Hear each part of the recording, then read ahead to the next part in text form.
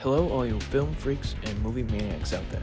My name is Nolan Carr, and I'd like to welcome you to the go-to podcast for all things cinema. But before you can ask any questions, just sit back, relax, as I present to you a Strawlane Studio Productions Critiquing with Carr. And welcome back, ladies and gentlemen, to yet another great edition of the show here in Critiquing with Carr for Memorable Movie Monday. As always, if you've enjoyed episodes such as this one, do us a favor by subscribing on YouTube, following us on the audio platforms, clicking that thumbs up or like button so you can tell us you enjoy these episodes, turning on post notifications so you can stay up to date when episodes release on those platforms, as well as clicking at share us so you can help continue to grow the podcast with all your friends and family. Also, if you want other ways of staying up to date with the show, do us a favor by following us on Instagram at Critiquing with Carr. I say all that because on this week's very interesting edition of the show for episode 79, we're talking about the classic MCU film Avengers Endgame. And with that being said, let's begin. The movie was co-directed by Anthony and Joe Russo. The co-screenwriters for this film were Christopher Marcus and Stephen McFeely. The movie was based on the Avengers by Stan Lee and Jack Kirby. The film was produced by Kevin Feige, and the cast for this film is as follows: Robert Downey Jr., Chris Evans, Mark Ruffalo, Chris Hemsworth, Scarlett Johansson, Jeremy Renner, Don Cheadle, Paul Rudd, Brie Larson, Karen Gillan, Denis Guerrera, Benedict Wong, Jon Favreau, Bradley Cooper, Gwyneth Paltrow, and Josh Brolin. The cinematography for this film was done by Trent Opalach. The movie was co-edited by Jeffrey Ford and Matthew Schmidt. The musical score for this film was done by Alan Silvestri. The production company for this film was done by Marvel Studios. The film was distributed by Walt Disney Studios. The movie was released on April 22nd of 2019 at the LA Convention Center and on April 26th of 2019 in the United States nationally elsewhere. The runtime for this film was 181 minutes. The budget for this movie was between 356 and 400 million US dollars. And finally, the box office total for this film was a whopping 2.799 million US dollars. The short list of accolades for this film are as follows. At the Screen Actors Guild Awards, the stunt team won for Best Performance by Stunt Ensemble in a Motion Picture. At the Critics' Choice Awards, the movie won for Best Visual Effects and Best Action Movie. At the Annie Awards, Sidney Cumbo won for Best Character Animation in a Live Action Production. And finally, last but not least, at the Saturn Awards, Jeffrey Ford and Matthew Schmidt won for Best Film Editing, Robert Downey Jr. for Best Actor, Josh Brolin for Best Supporting Actor, the film for Best Comic to Film Motion Picture, Matt Aitken, Dan LeHou, Russell Earl, and Dan Sudik for Best Special Effects, Charles Wood for Best Film Production Design, as well as John Blake and Brian Sipe for Best Makeup. And now it comes time for one of my two favorite parts, which is now I list off the top 10 highest-grossing films for that year's release, being 2019's Avengers Endgame. Coming in 10th place on this list was Jumanji: The Next Level. It was distributed by Sony Pictures Releasing. Its worldwide gross was $802 million, and it stars Dwayne Johnson, Jack Black, and Kevin Hart. Coming in at number 9 on this list was Aladdin.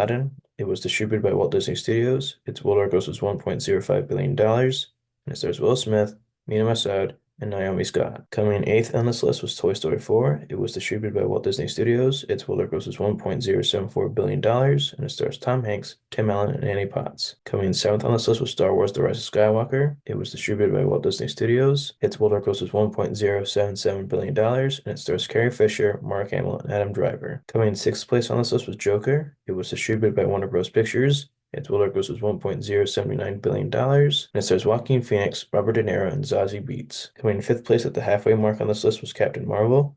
It was distributed by Walt Disney Studios. Its worldwide gross was $1.131 billion, and it stars Brie Larson, Samuel L. Jackson, and Ben Mendelsohn. Coming in 4th place on this list was Spider-Man: Far From Home. It was distributed by Sony Pictures Releasing. Its worldwide gross was $1.33 billion, and it stars Tom Holland, Samuel L. Jackson, and Kobe Smulders. Coming in 3rd place with the bronze medal on this list was Frozen 2. It was distributed by Walt Disney Studios. Its worldwide gross was $1.5 billion, and it stars Kristen Bell, Idina Menzel, and Josh Gad. Coming in 2nd place with the silver medal on this list was The Lion King. It was distributed by Walt Disney Studios. Its worldwide gross was $1.66 billion, and it stars Donald Glover, Seth Rogen, and Chiwetel Ejiofor. And finally, coming in 1st place with the gold medal for the highest-grossing film for 2019 was Avengers Endgame. It was distributed by Walt Disney Studios.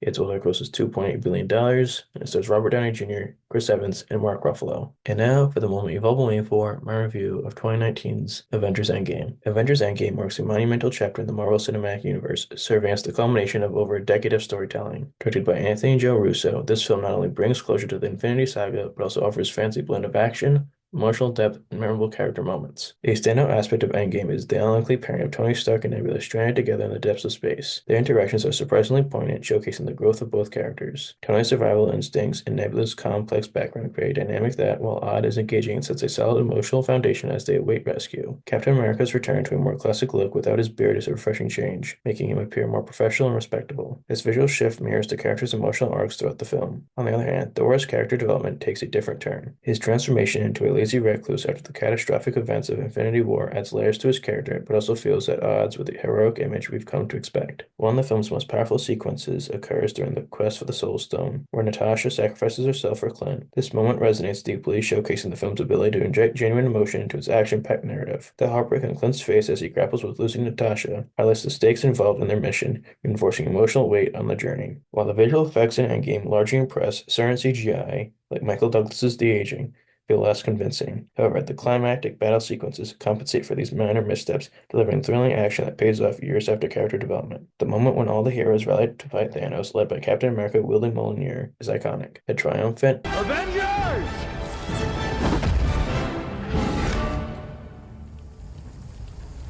Assemble. Line, combined with the stirring score, sends chills down the spine, capturing the essence of heroism. Thanos remains a formidable antagonist, with his motivations and philosophy explored in depth. The tension builds as the present-day Avengers confront him, but the scale of his army feels overwhelming, heightening the stakes. The emotional crescendo reaches its peak with Iron Man's sacrifice. His iconic line, "I am Iron Man," followed by the devastating consequences of using the Infinity Stones, brings a tear-jerking closure to his character arc. The film concludes with emotional resonance, particularly in Steve Rogers' final moments. His decision to embrace a life beyond being Captain America is both powerful and satisfying. Scenes of him dancing with Peggy Carter encapsulate the film's themes of sacrifice and love, providing a fitting end to his character's journey. In conclusion, Avengers Endgame is a remarkable achievement in filmmaking. It offers a perfect blend of action, character development, and emotional depth, making its fitting conclusion to the MCU's Infinity Saga. The pacing is generally well structured, keeping viewers engaged at its lengthy runtime. While the film has its minor flaws, such as pacing issues in certain sequences and some visual effects that don't hold up, these do not significantly detract from the overall experience. After giving you all my thoughts today about Avengers Endgame, I am very proud to give this film a great ranking of 9 out of 10 on the Diamond Dave scale. And with that being said, my Film Freaks and Cinephiles, if you've enjoyed this week's edition of the show, do us a favor by subscribing on YouTube, following us on the audio platforms, clicking a thumbs up or like button so you can tell us you enjoy these episodes, turning on post notifications so you can stay up to date on those platforms when no episodes release, as well as clicking and share out so you can help continue the podcast with our friends and family. Also, if you want other ways of staying up to date with the show, do us a favor by following us on Instagram at Critiquing with Carr. And with that being said, my Film Freaks and Cinephiles, until next time, happy viewing and take care.